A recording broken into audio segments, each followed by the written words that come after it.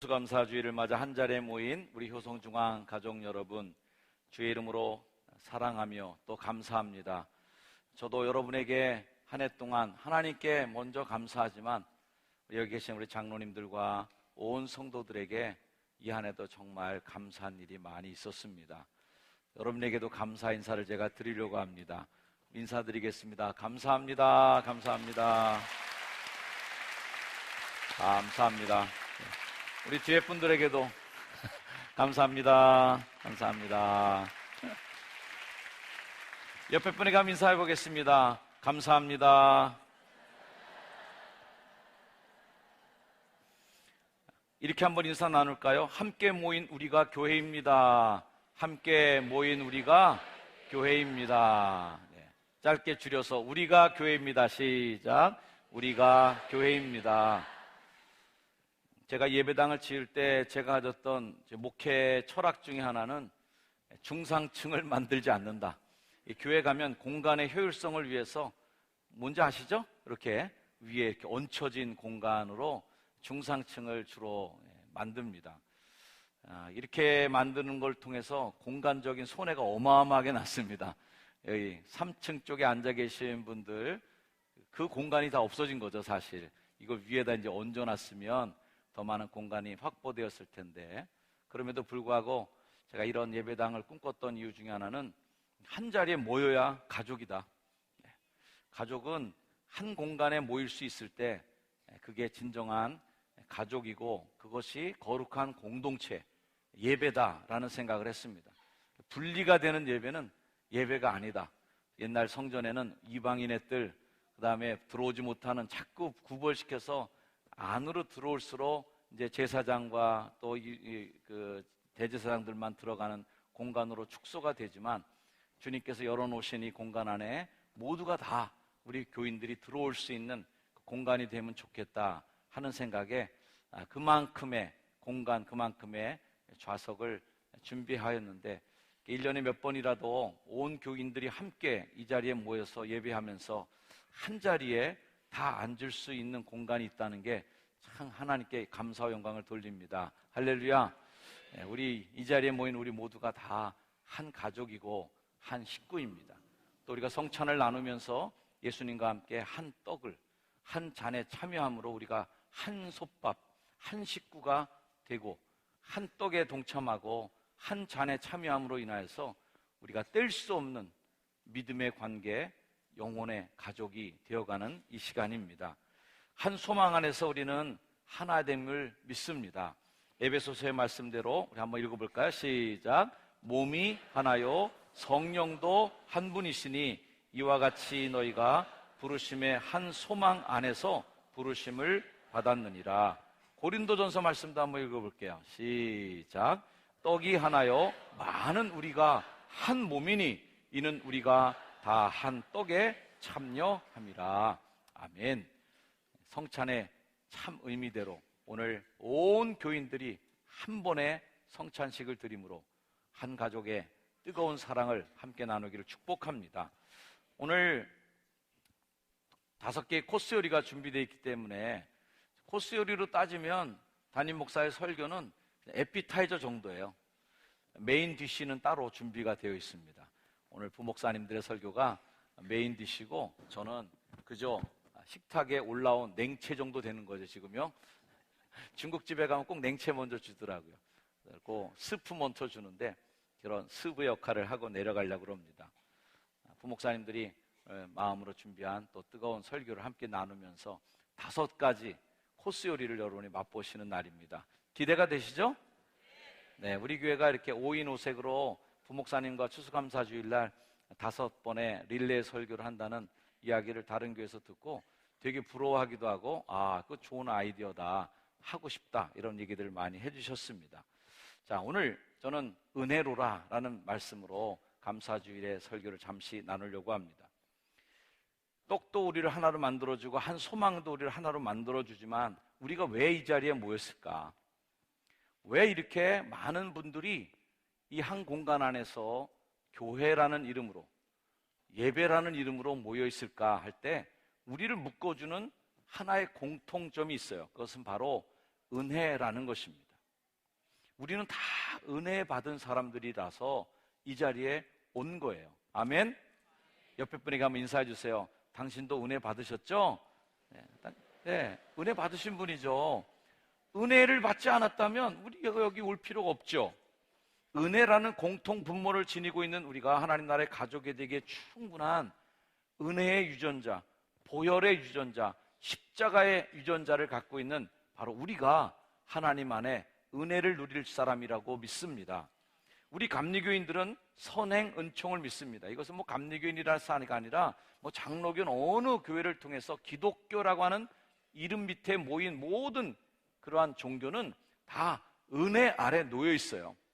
은혜가 없었다면 우리가 하나님을 볼 수 있는 길조차 열리지 않았기 때문에 먼저 주신 은혜.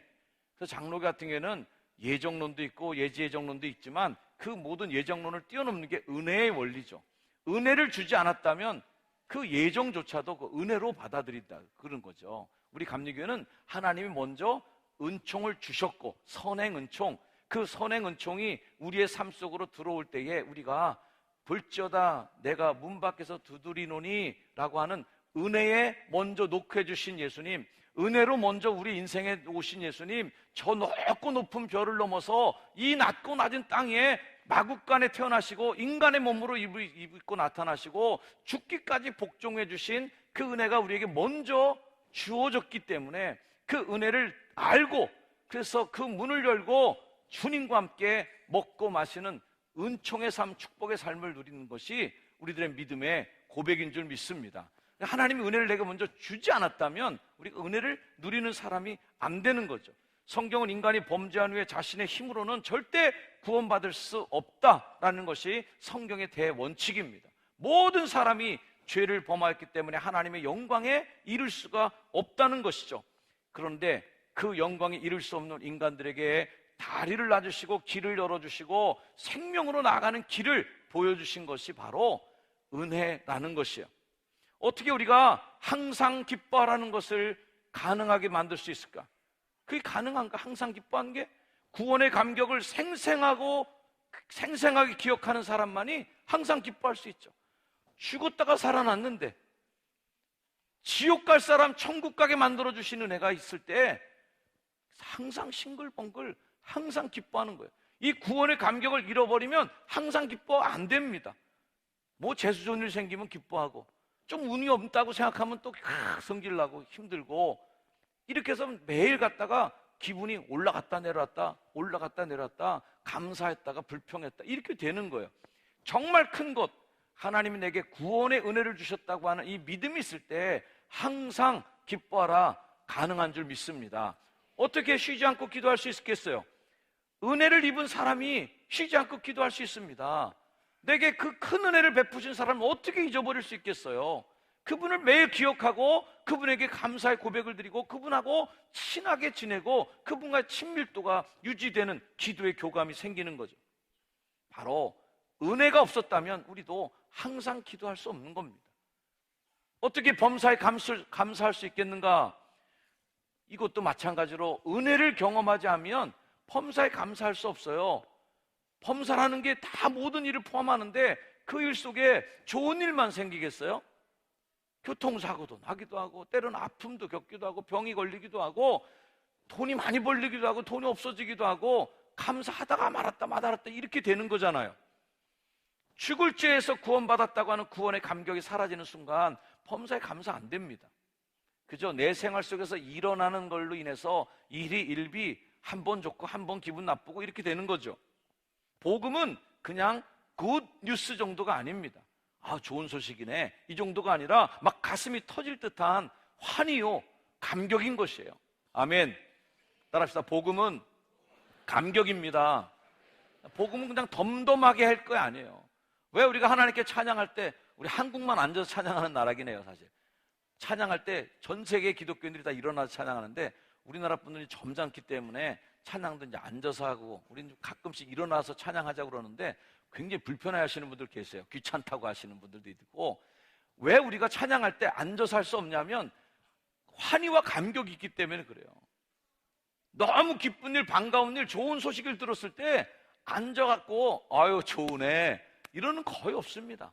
벌떡 일어납니다. 자리를 박차고 일어나서 나가는 거죠. 이게 감격이죠. 하나님의 은혜에 감격하면서 찬양할 순간 가만히 앉아있을 수 없는, 어떻게 우리의 몸을 가만히 놔둘 수 없는 그 감동과 감격이 바로 이게 굿뉴스를 넘어선 희열의 뉴스고 감동의 뉴스인 것이죠. 그 굿뉴스의 내용은 하나님의 은혜, 예수 그리스도의 은혜가 우리가 살아있는 이유고 그리스도인들이 존재하는 이유다. 그 은혜가 너에게 임했다라는 거죠. 구약이 율법이고 신약이 사랑이라는 얘기를 많이 합니다만 구약에도 율법의 시대에도 은혜의 시대가 있었던 겁니다. 노아는 여호와께 은혜를 입었더라. 노아가 될 수 있는 것은 은혜를 입은 사람이라는 거예요. 할렐루야. 어느 시대나 사람은 은혜 없이 하나님께 나아갈 수 없다. 죄악으로 덮여있는 이 소망 없는 세대 중에 노아는 하나님의 은혜를 입은 사람이기 때문에 그가 산꼭대기에다가 방주를 짓는 일을 시작하는 겁니다. 왜? 은혜를 아는 사람이니까. 은혜를 입은 사람이니까. 성경은 창세기에서 요한계시록까지 마치 온몸에 우리의 신경세포가 손끝 발끝까지 다 그 세포가 퍼져 있고 실핏줄을 통해서 머리끝부터 발끝까지 모든 피를 공급해 주는 것처럼 하나님의 은혜라고 하는 이 피가 성경 전체에 창세기부터 요한계시록까지 시가 서든 역사 서든 어떤 거에 관계없이 다 그 속에 하나님의 은혜가 스며져 있는 것이 이 성경 말씀인 줄 믿습니다. 여러분의 삶에도 그 은혜가 실핏줄같이 우리 효성중앙교회라고는 거대한 나무만 있는 게 아니라 가지 그 잎사귀에 하나하나 뻗어져 있는 가느다란 물을 실어 나르는 그 선까지 하나님의 은혜가 여러분의 삶 속에 퍼져나가기를 축원합니다. 오늘 바울은 성경에서 가장 감격스러운 아름다운 은혜에 대한 고백을 합니다. 오늘 말씀 10절 말씀을 읽었는데 다시 한번 여러분들의 목소리를 한번 읽어보겠습니다. 시작. 그러나 나 된 것은 하나님의 은혜로 된 것이니 내게 주신 그의 은혜가 헛되지 아니하여 내가 모든 사도보다 더 많이 수고하였으나 내가 한 것이 아니요 오직 나와 함께 하신 하나님의 은혜로라. 아멘. 그저 내가 여기 있는 그것, 이 자리에 있는 것도 하나님의 은혜임을 믿습니다. 여러분에게 한번 다시 한번 인사해 주세요. 당신이 여기 있는 것 자체가 은혜입니다. 당신이 여기 있는 것 자체가 은혜입니다. 예. 여러분, 이 효성중학교의 교인된 자체가 은혜인 줄 믿습니다. 할렐루야. 예. 우리 이렇게 함께 모이니 얼마나 은혜예요. 제 마음이 아까 찬양하는데 너무 감사한 거예요. 요즘 교회가 뭐 어떻게 된다, 뭐 욕도 많이 먹기도 하고 그런데 다음 주에 이제 광고될 사항이지만 우리 교회가 기독교 윤리 실천운동 본부에서 상 받는 거 아십니까? 예. 교회를 다 사회에서 아이고 박수를. 예, 하나님께 영광. 네, 밴드에 먼저 살짝 이렇게 공개는 하긴 했지만 우리 교회가 사회가 교회를 걱정하는데 사회에서 기독교 윤리 실천운동 본부는 물론 기독교에 관계된 기관이지만 사실 굉장히 날카로운 기관이거든요. 기윤실에서 얼마나 많은 교회들을 까기도 하고 하여튼 난도질도 하고 칼로 찔리기도 하고 그러거든요. 아프게 만드는 기관이에요. 근데 그 기관에서 상 주는 때가 있단 말이에요. 칭찬해 주는 교회들이 있는데 전국의 4개 교회 중에 칭찬 듣는 교회 중에 우리 교회가 선정이 됐다는 것도 참 감사해요. 할렐루야. 네, 우리 하나님께 영광의 박수 올립니다. 정말 예, 감사합니다. 여러분들은 칭찬 듣는 교회 다니시는 거예요. 그것도 은혜야 보면, 그죠? 욕먹는 교회 다니는 분들, 교인들 얼마나 힘들까 저 생각해요. 동네 나가기만 하면 아무개 교회 다닙니다 그러면 그 교회 다녀 너? 뉴스에 나온 교회잖아 그거. 이렇게 하면 얼마나 힘들겠어요. 여러분 어디 가든지 효성중학교의 성도로 자랑할 수 있는 교회, 그리고 이 효성동의 척박한 갈대숲에 세워진 이 교회가 이렇게 부흥하고 은혜롭게 1000명이 넘은 성도들이 함께 모여 예배할 수 있게 되니 참 감사합니다. 하나님의 은혜예요. 아멘. 네, 저는 이 여러분들을 바라보는 것 자체가 저에게는 이제 더 이상 소원이 없을 정도로 하나님의 은혜의 선물입니다. 여러분이 선물이에요. 할렐루야. 하나님께서는 바울에게 은혜를 주셔서 나의 나된 것은 하나님 은혜라고 하면서 값없이 받은 은혜를 고백하며 그 값없이 받은 은혜가 싸구려 은혜가 되지 않도록 최선을 다했다는 겁니다. 받은 은혜가 헛되이 되지 않도록 최선의 인생을 살았다는 거예요. 그게 15장 10절에 중반에 나오는 말씀, 내게 주신 그의 은혜가 헛되지 않게 되려고, 헛된 것으로 만들지 않으려고 내가 모든 사도보다 더 많이 수고했다는 거예요. 은혜는 받고 나서 아유 그냥 은혜니까 투구덕 받고 그냥 쑥 삼켜버리면 끝나는 게 아니라 그 은혜 때문에 더 수고하는 삶을 사는 게 그게 은혜의 삶입니다. 우리는 은혜의 소비자가 아니라 그저 은혜를 낭비해버리고 사는 사람들이 아니라 은혜를 은혜로 아는 사람은 더 많이 수고하고 은혜를 받은 사람은 은혜를 갚기 위해 더 큰 은혜를 더해서 갚아나가는 삶을 살아갑니다. 여러분들은 은혜로운 교회에 다니시는 여러분, 이 은혜를 더 많이 나눠주기를 축원합니다. 더 나아가서 우리는 그 많은 수고를 했지만 은혜로 했기 때문에 내가 한 것이 아니라는 고백이에요. 내가 한 것이 아니요, 오직 나와 함께 하신 하나님의 뭐라고요? 은혜로다. 오늘 여러분 고백하시길 바랍니다. 한 해 동안 수고도 많이 하셨어요. 제가 눈물 나도록 감사한 분들도 여기 많이 계십니다. 제가 여기 올 때만 해도 정말 아름답고 고운 권사님들이셨는데 지금 할머니가 되셔서 주방에도 못 들어오시는 권사님들 뵐 때 마음이 짠해요. 아쉽죠. 제가 올 때만 해도 기운 넘치던 우리 장로님이셨는데 지금은 은퇴하시기도 하고 나이가 들으셔서 힘이 없어진 모습을 볼 때 마음이 좀 짠해요. 그래서 우리가 열심히 일하고 수고는 했지만 이 모든 것이 나와 함께 하신 하나님의 은혜고 그 은혜를 싸구려로 우리가 이 땅에 보내지 않도록 최선을 다해서 더 열심히 살아갈 책임을 느끼는 것입니다. 나의 나된 것은 하나님의 은혜라 고백하는 사람은 겸손으로 자신의 인생을 드러냅니다. 나의 공로는 없어지고 모든 영광 하나님의 은혜에 있었음을 알며 하나님께 영광을 돌리는 것이죠. 예수님이 이 땅에 오신 성육신은 그래서 은혜의 클라이막스예요. 성육신이 클라이막스, 은혜의 절정이다. 게다가 우리를 위해 자신을 내어주신 것은 은혜는 은혜, 오신 것만도 은혜인데 그 은혜에 은혜를 더해주신 거예요. 금상첨화죠. 은혜에 은혜를 더하시고 또 은혜에 은혜를 더하신 은혜의 정말 도가니 속에 살아가는 것이 여러분의 인생 아닙니까? 오늘만은 그 은혜에 감사하시길 축원합니다. 은혜를 고백하며 나의 나된 것은 하나님의 은혜라. 지금까지 지내온 것 주의 크신 은혜라. 한이 없는 주의 사랑 어찌 이루 말하랴. 자나깨나 주의 손이 나를 살펴주시고 인도해 주시니 모든 일을 주 안에서 형통하게 하시네. 할렐루야. 그 은혜가 이 자리에 있는 여러분의 축복으로 나눠지기를 바라고 우리가 이후에 한 떡과 한 잔에 참여함으로 성찬을 나누며 그 은혜를 마음껏 같이 공유하는 축복의 성도들 한 식구가 되길 주의 이름으로 축원을 드립니다.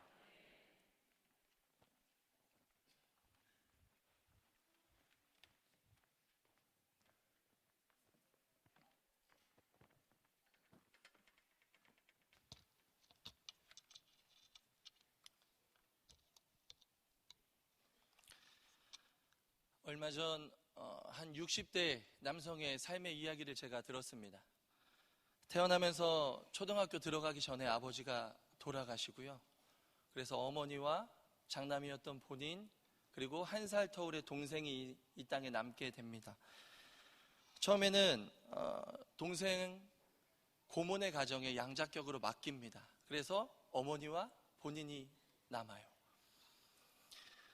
그런데 어머니와 둘이 살다가 어머니가 곧 재혼을 하십니다.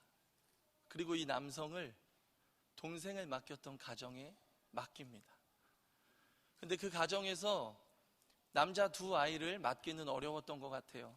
그래서 몇 달을 보살피다가 또 다른 곳으로 보냅니다. 그리고 새로운 곳에서도 한 1년여를 살다가 또다시 새로운 곳으로 보내지고, 거기서 이제 몇 달 못 살고 버려지게 됩니다. 어머니가 재혼하신 후에 2년여의 삶 동안 어머니를 포함해서 네 군데에서 버림을 받았습니다. 그래서 이 아이를 바라보면서 친어머니가 너무 불쌍했던 거예요. 이대로 두면 길바닥에서 죽겠다. 그래서 재혼한 남자에게 이야기해서 우리가 이 아이 데려다 살자. 자기 가정에 입적하지는 못하고 그냥 데려다 키우기로 합니다. 피 한 방울 안 섞인 새 아버지와 그리고 동생 둘, 그리고 친어머니가 있는 가정에 가족으로 섞이지 못하고 그냥 자라나기만 한 거예요. 그 삶이 편하지 않았을 것입니다. 그래서 빨리 집을 나가서 빨리 돈을 벌려고 합니다. 그래서 10대 어린 나이에 공장에 취업을 하고 집을 나가서 열심히 살아가요. 그리고 그곳에서 지금의 아내를 만나서 23살의 첫 아이, 26살의 둘째 아이를 낳습니다. 그리고 열심히 살아왔습니다. 그런데 몸으로 하는 일을 계속 하다 보니까 몸에 무리가 와서 이제 상하기 시작합니다. 허리 디스크가 발생해서 지금은 4번의 수술 그리고 시술을 했습니다. 이제는 아무리 통증이 있더라도 병원에서 더 이상 수술을 안 해줘요. 위험합니다. 그래서 이분이 그냥 일상생활을 하시다가 통증이 너무 심해서 버틸 수가 없으면 병원에서 주는 처방해 줄 수 있는 가장 강력한 약, 마약 성분이 있는 그 약을 먹으면서 통증을 그냥 버텨요. 그냥 버티다가 괜찮아지면 일상생활 하는 거고, 안 괜찮아져도 어쩔 수 없이 계속 그 통증을 느낍니다. 그런 삶 가운데 2년 전 또 다른 뇌에 이상이 있는 것을 발견합니다. 너무 어지럽고 너무 아파서 동네 병원을 갔는데 큰 병원을 가라 그러는 거예요. 그래서 우리 교회도 많이 가시는 인천 성모병원을 가서 검사를 받고 또 이제 검사 결과가 나왔습니다. 의사 선생님이 이분께 말합니다. 왜 이렇게 늦게 오셨어요? 그동안 너무 아프셨을 텐데. 방치한 채로 시간이 너무 많이 흘러서 그 뇌에 이제 돌처럼 굳어버린 거예요. 네. 그래서 지금은 이것을 특별히 안 건드립니다. 그런데 이게 심해지면 아픈 건 당연하고요. 언어에 이상이 올 거고, 생각에 이상이 올 거고, 인지에 이상이 올 거고, 감정 컨트롤이 안 될 겁니다. 라고 이야기했습니다. 이 남자의 이야기를 들어보니 그 머리에 통증을 느낀 지 10년이 이미 더 전에였어요. 너무 오래돼서 뇌에 돌처럼 굳은 것이 이제 뇌의 활동을 막는 지경이 되어서야, 참지 못할 지경이 되어서야 병원을 찾아간 겁니다. 10대 어린 나이 때부터 결혼한 아내와 또 두 아들, 이들을 지키기 위해서 챙기다 보니 자기의 몸을 챙기지 못한 거예요. 어릴 적 육신의 어머니로부터 버림받고 또 친척들로부터 버림받았습니다. 그래서 나는 빨리 돈 벌어서 가정을 꾸려야겠다. 그리고 자기의 가정을 꾸렸는데 계속해서 일을 하면서 허리가 망가지고 뇌에 이상이 온 상황입니다.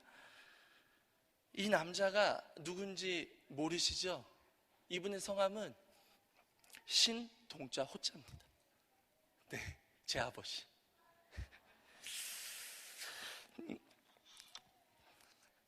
제가 얼마 전에 이 이야기 들었어요. 죄송합니다. 제가 어제 충분히 울고 왔는데 그냥 막연하게 그 당시에 분들이 다 어려웠지, 이런 생각만 있었는데 어릴 적 이야기를 안 해주셨어요. 근데 얼마 전에 우연히 들었고 정말 너무 불쌍하고 또 안타까웠습니다.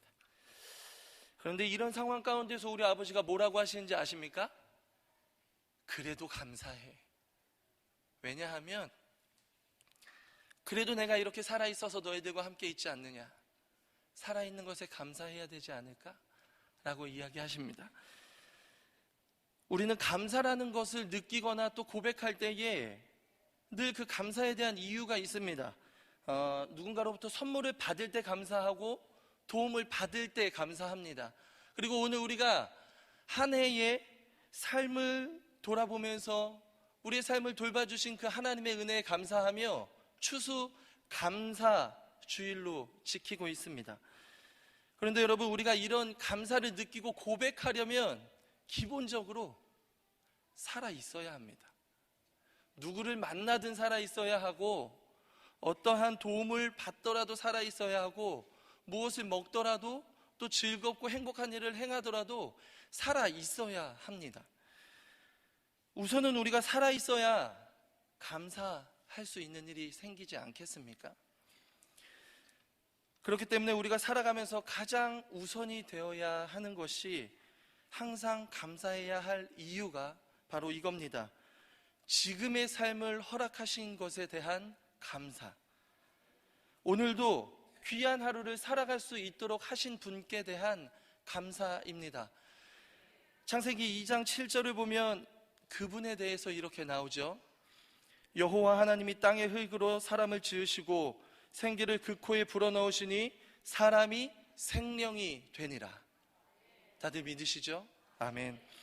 우리를 살아있는 생명 되게 하신 하나님 여호와, 그분의 축복으로 우리가 오늘 하루, 그리고 지금 이 시간 살아있음에 여러분의 옆자리에 가족들과 함께, 그리고 우리 효성중앙교회 성도님들과 함께 살아 숨쉬고 하나님께 예배 드릴 수 있는 것입니다. 언제 어디에서 누구와 무엇을 하든 우리에게, 나에게 생명을 허락하시는 하나님께 매일매일 감사의 고백을 하는 우리가 되기를 간절히 바랍니다.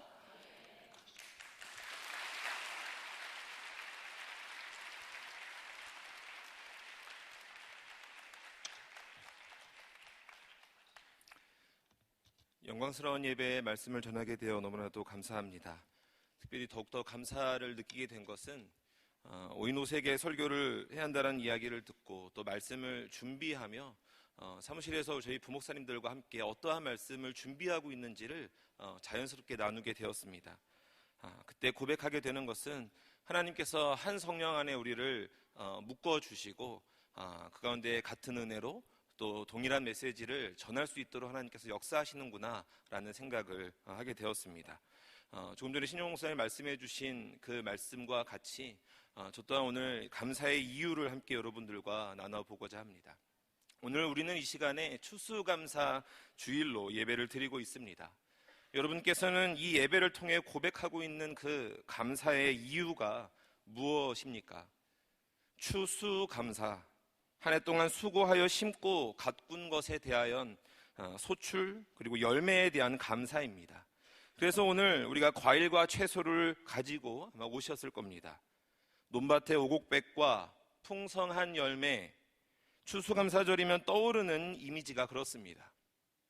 그런데 불현듯 이러한 질문이 저에게 생겼습니다. 흉년의 때를 지낸 농부라면 이 추수감사절이 어떻게 와닿을까? 추수한 것이 적고 또 없다면, 내 손에 쥐어진 또 하나님께 올려드릴 소출과 열매가 적고 또 없다면 오늘 이 추수감사절에 감사의 이유는 어디서 찾아야 할까? 목사이기에 그럼에도 불구하고 감사하십시오 라고 선포해야 할 텐데, 그것이 소출 없는 자에게 그리고 흉년의 때를 힘겹게 지내온 자들에게 과연 은혜의 말씀이 될까라고 하는 질문이었습니다. 그러면서 제 삶 속에서 가장 감사가 넘쳤을 때가 언제였는가를 한번 묵상해 보았습니다. 열심히 공부해서 1등을 했을 때, 너무나도 오래전 이야기이지만 감사했습니다. 그러나 가장 감사한 때는 아니었습니다. 홈쇼핑 영수증 이벤트에 응모했는데 50만 원이라는 거금이 당첨됐을 때, 부러우시군요. 감사했습니다. 그러나 이 역시 최고의 감사 순간은 아니었습니다. 목사 안수를 받았을 때 너무나 감사했습니다. 하지만 이 순간 역시 최고의 감사 순간은 아니었습니다. 최고의 감사는 노력에 대한 결과, 또 뿌린 것에 대한 땀 흘림에 대한 소출과 열매를 얻었을 때의 감사는 분명히 아니었습니다. 최고의 감사는 조금 전 신영호 목사님께서 선포해 주신 말씀과 같이 생명에 대한 감사를 고백했을 때였습니다. 저희 가정의 스토리를 알고 계신 분들이 이미 꽤 많으실 것입니다. 청년들을 자녀로 둔 집사님, 권사님들께서는 아마 청년들에게 저의 이야기를 들으셨을 테고, 또 예전에 수요예배 때도 함께 짧게 나누었던 적이 있습니다. 저희 가정은 결혼 후 7년이라는 기다림 끝에 자녀를 선물로 받았습니다. 쌍둥이로 받았습니다. 저희 아이들을 보면서 연년생인가 봐요 라고 하시는 성도님들이 여전히 계신데, 그 이유가 이제 알게 될 것입니다. 오랜 기다림이었기에 너무나도 큰 감격이고 감사였습니다. 그런데 아픔이 찾아왔습니다. 저희 쌍둥이 찬유, 은유가 너무 작게 미숙아로 태어난 것입니다. 여기까지 얘기하면 거의 대다수의 분들이 저한테 이렇게 말씀하십니다. 목사님, 저희 애들도 미숙아였어요. 그런데 이 다음을 이야기 드리면 다들 하십니다. 찬유가 2.1kg로 태어났습니다. 은유가 1kg가 안 되는 900g으로 태어났습니다. 양수의 붓기가 빠진 이튿날 은유의 몸무게는 720g이었습니다. 게다가 은유가 태어난 지 6일째 되던 날 하필 주일이었습니다. 장의 신경이 여전히 미숙했던 이유로 대장이 막혔고 결국 터져서 구멍이 생겼습니다. 배에 가스가 가득 차서 풍선처럼 빵빵해져 있었습니다. 결국 720g의 아기의 배를 가르기로 결단했습니다. 개복을 하여 장을 밖으로 다 꺼내서 구멍을 찾고 막는 수술을 진행했습니다. 이 수술이 720g 된 신생아가 겪어야 했던, 세상에 빛을 본 지 일주일이 안 된 아이가 겪어야 했던 수술입니다. 다행히 수술이 너무나도 잘 되었고, 그렇게 찬유가 1달을, 또 은유는 3달을 신생아 중환자실 인큐베이터에 있다가 퇴원했습니다. 건강하게 퇴원하여 집에 오던 날 너무나도 감사했습니다. 남들 다 있는 50일 사진, 100일 사진 대신 우리는 인큐베이터 안에서의 사진뿐이었지만, 시간이 흐르고 1년이 되어 첫 돌을 맞이했을 때 남들 다 하는 그 돌잔치가 저희에게는 엄청난 감사였고 엄청난 감격이었습니다. 이 아이들이 내 품에 안겨 있다라고 하는 그 사실만으로 더할 나위 없는 감사가 넘쳤습니다. 그래서 아내와 함께 이 넘쳐나는 감사를 흘려보내기로, 또 표현하기로 결단했습니다. 돌잔치의 모든 축의금을 힘든 시간을 보내고 있을 또 다른 아이들을 위해 사용해달라고 홀트 아동복지회에 전달했습니다. 이 사연이 홀트 2017년 봄호에 이렇게 실렸습니다. 하박국 선지자는 이러한 고백을 합니다.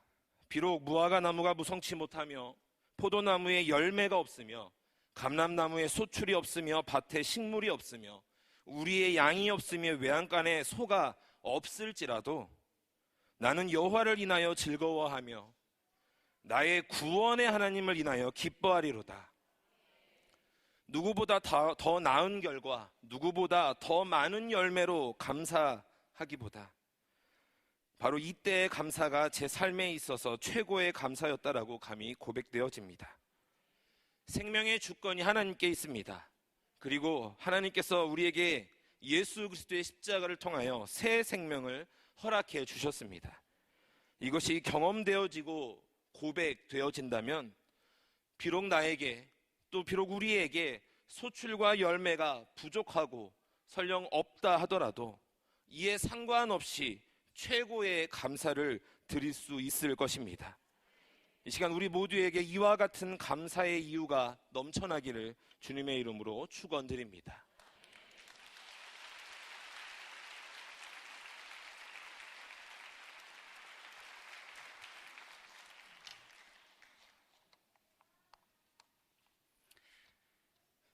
추수감사절을 맞이하면서 하나님께서 제 마음에 주신 말씀은 요한복음 15장에 나는 포도나무요 너희는 가지라 그가 내 안에 내가 그 안에 거하면 사람이 열매를 많이 맺나니 나를 떠나서는 너희가 아무것도 할 수 없음이라 였습니다. 여러분은 2019년 한 해 동안 예수 그리스도를 포도나무로 여기며 가지의 삶을 사셨습니까? 그에 걸맞는 열매 맺으셨는지요? 저희 가정에는 작년 추수감사주일을 즈음해서 둘째 아이가 태어났습니다.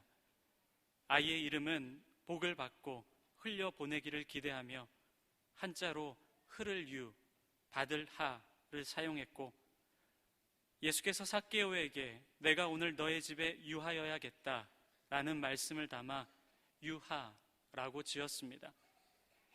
유하는 태어난 지 4시간 만에 긴급 후송 차량을 타고 대학병원으로 옮겨져 중환자실에서 입원을 했고, 몇 가지 검사를 받는 동안 엄마의 젖이 아닌 분유를 먹고 자랐습니다. 퇴원 후에도 한 차례 더 입원을 하기도 했습니다. 같은 해 첫째 아이가 2번을 입원했고, 저는 서툰 부모의 미안함으로 아이의 곁을 지켰습니다. 아내의 응급실 행과 수술에 부족한 남편의 미안함뿐이었고, 누나의 수술과 생명의 아픔에 침묵으로 위로할 수밖에 없었습니다. 여전히 둘째는 중요한 검사가 남아있고, 설교가 있는 오늘 아버지는 수술을 위해 병원에 입원을 하십니다. 저는 또 죄송한 마음으로 자리를 지킬 것 같습니다. 각자 예수 그리스도와 함께라면, 예수님이 유하신다면 이럴 것이다, 기대되는 모습들이 있을 겁니다. 그 기준에서 본다면 올 한 해 저의 삶은 예수님 함께 하셨구나 말하기 어려울 수 있습니다. 얼마 전 이러한 상황을 아시는 은사님께서 통화 중 김 목사 어떻게 지내? 물으셨습니다. 그때 저는 그래도 믿음은 지키고 살아요 말하며 웃었던 기억이 있습니다. 저는 2019년 올해 제가 하나님께 드릴 수 있는 열매는 이것이라고 생각됩니다. 그래도 믿음은 지키고 살았습니다.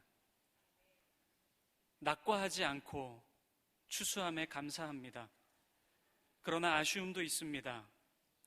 더 맛을 냈으면 더 고운 빛깔로 더 알차고 실하게 열매 맺고 싶었습니다. 이 자리 암으로, 난치병으로, 불치병으로 고통 가운데 지쳐 계신 분들 계십니다. 사랑하는 부모님과 자녀를 하나님 품에 안겨주신 분, 관계의 아픔과 물질 앞에 연약함으로 계신 분 등 모두 어려움입니다. 그러나 바라기는 그래도 믿음 지키시길 바랍니다. 힘이 되신다면, 아니 힘내서 더 좋은 맛, 더 고운 빛깔로 알차고 실한 열매 맺으십시오. 마지막으로 시편 23편의 9절을 읽어드리겠습니다. 여호와는 나의 목자시니 내게 부족함이 없으리로다. 그가 나를 푸른 풀밭에 누이시며 쉴만한 물가로 인도하시는도다. 내 영혼을 소생시키시고 자기 이름을 위하여 의의 길로 인도하시는도다. 내가 사망의 음침한 골짜기로 다닐지라도 해를 두려워하지 않을 것은 주께서 나와 함께 하심이라. 주와 지팡이와 막대기가 나를 안위하시나이다. 주께서 내 원수의 목전에서 내게 상을 차려주시고 기름을 내 머리에 부으셨으니 내 잔이 넘치나이다. 내 평생의 선하심과 인자하심이 반드시 나를 따르리니 내가 여호와의 집에 영원히 살리로다. 지난 시간 나의 손을 잡아주신 하나님께 감사드립니다. 아멘.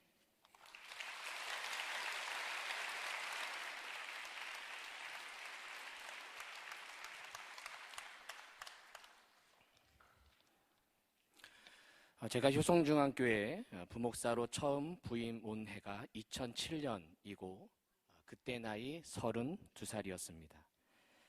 2007년 제가 부임한 그 해 교회 사무실 가족들과 속초로 목회객 세우러 갔을 때 사진입니다.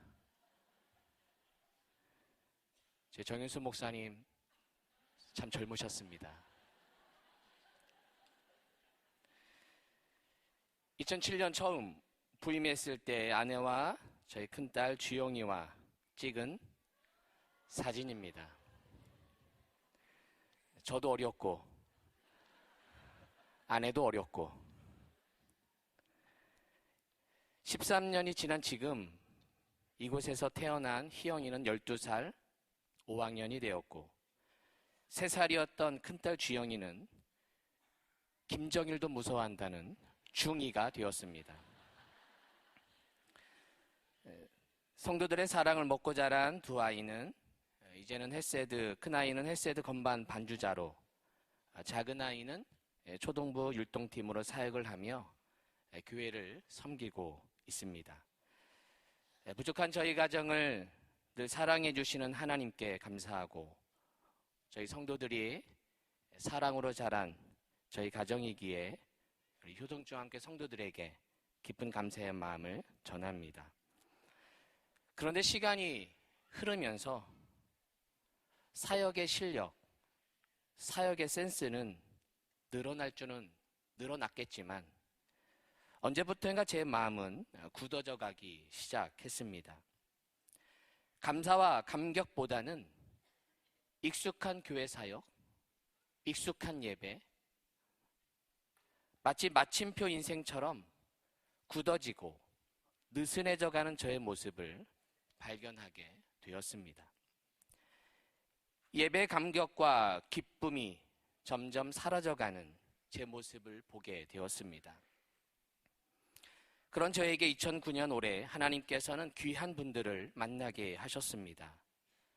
오지혁 장로님, 오지혁 교구장님, 그리고 오지혁 어르신들이었습니다. 오지혁 교구는 우리 교회 65세 이상 된 어르신들로 구성된 교구로 대략 110명 정도 제가 돌보고 있는데 물론 이 중에는 요양원, 병원에 계신 분들이 많이 계십니다. 올해 이분들의 사랑을 받고 이분들을 신방하면서 저의 굳은 마침표 인생에서 감격과 감사가 살아있는 느낌표 인생, 느낌표 감사로 바뀌게 되었습니다. 오지혁 목회, 오지혁 신방은 크게 3가지의 모습입니다. 첫째는 듣는 목회, 듣는 신방입니다. 오지혁 신방은 제가 말하는 시간보다 듣는 시간이 더 많습니다. 저에게 설교할 시간을 안 주세요. 본인들의 과거 이야기, 본인들의 추억 이야기, 과거 내가 어떻게 힘들었고 어떤 고생을 했는지 그동안 틀어줄 사람이 없었는데 목사님이 왔으니 한참 이야기를 나누십니다. 처음에는 언제 설교할까, 언제 이분의 말을 끊을까 고민하다가 이제는 그걸 포기하고 그냥 설교 한 구절 말씀드리고 그분의 이야기를 듣고 기도해드리고 나오고 있습니다. 이분들의 간증을 듣다 보면 오히려 굳어져 있는 저의 모습, 딱딱해져 있는, 때로는 완악해져 있는 제 모습을 부드럽게 만드시는 은혜거리, 감사거리를 발견하게 됩니다. 오지혁 2번째 신방 목회의 특징은 눈물 신방입니다. 과거 자신들의 이야기를 하다 보면 어느덧 어르신들의 눈가에 눈물이 맺힙니다. 이것을 본 신방대원들 역시 모두 눈가에 눈물이 맺혀집니다. 훌쩍훌쩍 하는 소리들이 이곳저곳에서 납니다. 우리 오지혁 장로님은 눈물이 많습니다. 오지혁 교구장들은 다 울보들입니다. 평소에 눈물이 없는 저도 이런 울보들과 함께 다니다 보니 진정이 안 될 때가 있습니다. 이분들의 눈물과 이분들의 그런 모습들을 보면서 눈물이 메마른 저에게 냉정해야 되고 사역에서는 엄격해야 된다는 저의 모습을 깨고 느낌표 감사, 느낌표 인생으로 다시 살아나게 되었습니다. 오지영 목회 신방의 특징 세 번째는 드림 신방, 드리는 신방입니다. 오지역 어르신들 중에는 어렵게 사시는 분들이 많이 계십니다. 신방 받는 것만으로도 감사한데 꼭 대접을 해주십니다. 폐지를 주우면서 살아가시는 권사님이 계시는데 목사님이 오셨다고 최고급의 과일, 가장 비싼 음료수, 먹어보지 못한 새로운 음식을 오셨을 때 주님을 영접하듯 우리 신방대원들을 영접하시는 그 모습에 눈물을 흘릴 수밖에 없었습니다. 이런 간식은 배불러도 다 먹어야 합니다. 한 번은 다리를 다치셔서 교회에 한동안 못 오셔서 권사님 가정을 신방한 적이 있습니다. 제가 찾아가자 주섬주섬 무엇을 찾으시더니 신방 감사 헌금과 11조 봉투를 내미시는 겁니다. 그러면서 저에게 이런 말씀을 하십니다. 목사님, 제가 건강해서 교회 가서 이 예물을 드려야 되는데 제가 지금 다리가 아파 가지 못하는데 이 11조 헌금은 제가 드려야 되겠습니다. 라고 하시며 11조 봉투까지 저에게 내밀어 주셨습니다. 우리의 믿음의 선배들은, 우리 어르신들은 어려웠어도 하나님께 드리는 신방, 드림의 신앙생활을 가졌던 것입니다. 이분들의 삶을 알고 이분들의 기도 제목을 제가 알기에 이분들의 기도를 읽으며 기도하는 순간 제 말소리에 떨림이 느껴지게 됩니다. 오지혁 장로님과 교구장님 그리고 어르신들과의 만남을 통해 굳어져가는 제 인생을 감격과 감사가 살아있는 느낌표 인생, 느낌표 감사로 바뀌게 되었습니다. 사랑하는 성도 여러분, 여러분 지금 굳어있는 마침표 인생입니까? 아니면 감격과 감사, 찬양이 있는 느낌표 인생입니까? 지금도 시퍼렇게 살아계셔서 우리 삶을 이끌어 가시는 하나님의 은혜를 깨달아 느낌표 감사로 감격과 감사하며 살아가시는 모든 성도가 되시기를 주님의 이름으로 축원합니다.